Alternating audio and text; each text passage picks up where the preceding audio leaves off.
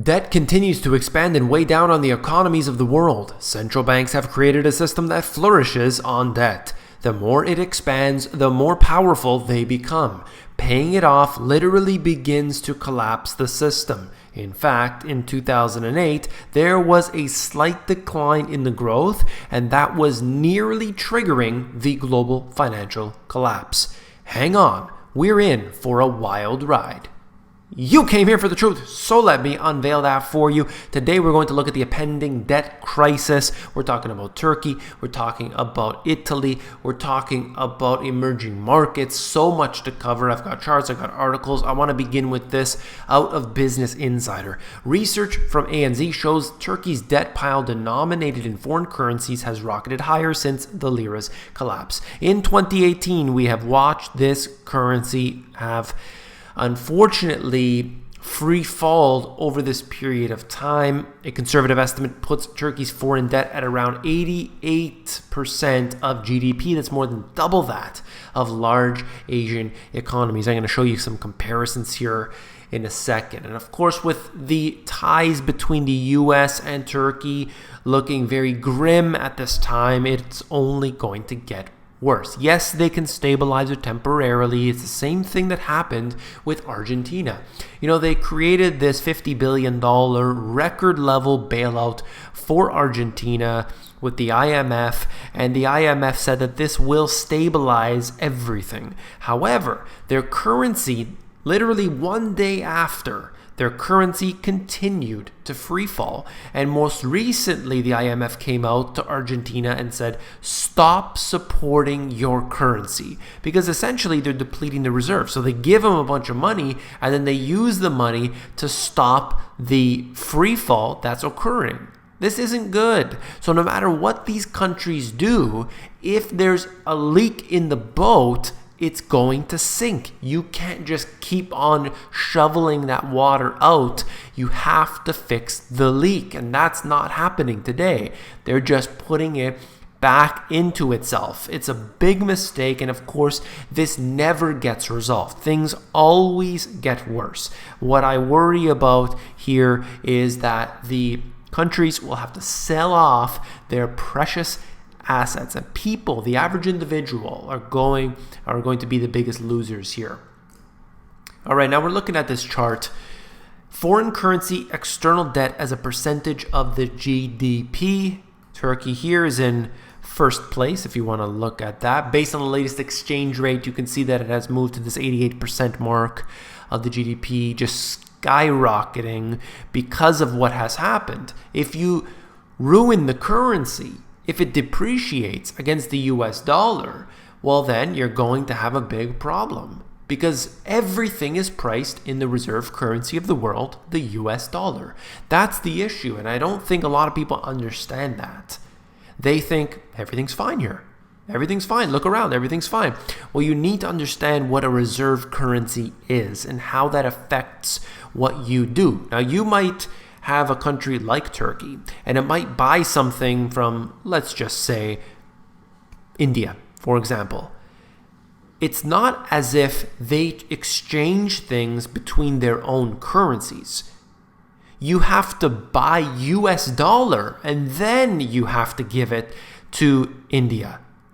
And then you make the exchange. And now that seems ridiculous. Why would you add a step in the middle there? That's the way they've built this system, and that's what's happening. Now, there are countries going away from that, that's for sure. But we're talking about the financial system itself. Think of like the pathways, the roads, the highways. They've been built by the US, by the West. Particularly the US, they decide what happens on those roads. They can put a checkpoint and say, nope, you're not going to do that. And then they have no choice. So things are really, really dependent on the US dollar, on the reserve currency, and on this silly, silly system that has been completely devoted to the US to continue this way.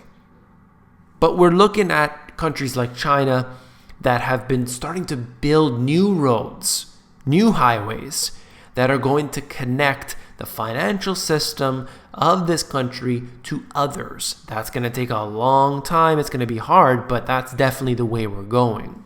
Okay, so other than that, in here, we've got Malaysia at about 40%, Indonesia, Philippines, Thailand, and so on. Remember, this is as a percentage of the GDP, and we're also factoring this in here with depreciated currencies, okay? Important to note.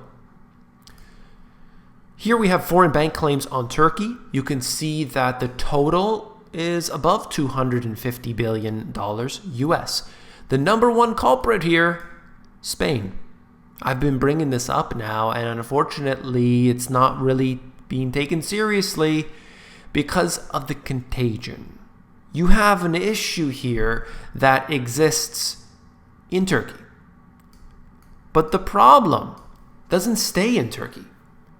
All of these other countries out there, whether it's Spain, whether it's France, whether it's the UK, for example, everything is interconnected. That's the way this system is built. That these countries buy each other's debt. They buy the stocks. They buy the bonds. They buy everything in these other countries.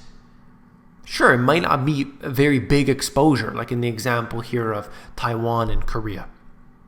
But look at Spain. It is fairly significant. So if these banks that have the exposure to Turkey, what would happen to them should they go bust?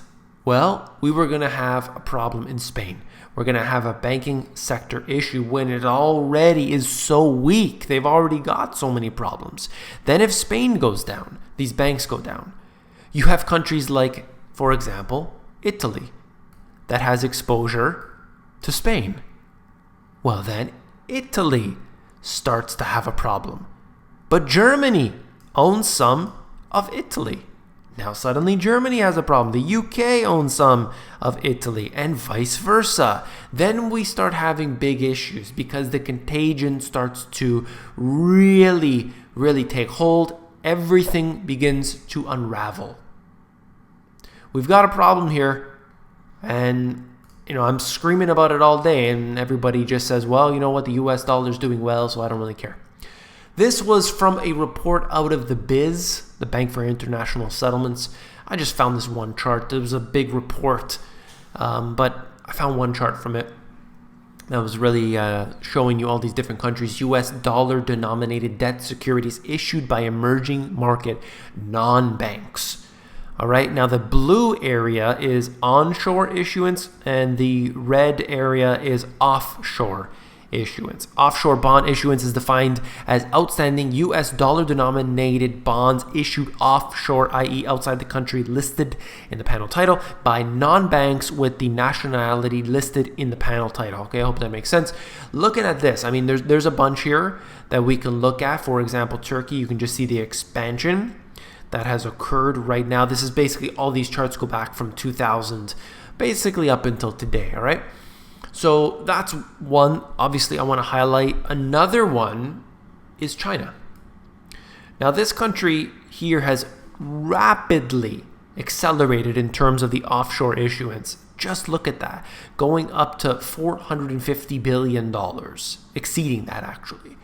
So it has truly been skyrocketing here. I'm watching this. This is very concerning. They've got big problems going on with the expansion of the financial system that's going way beyond their GDP, which, let's not even get started on that.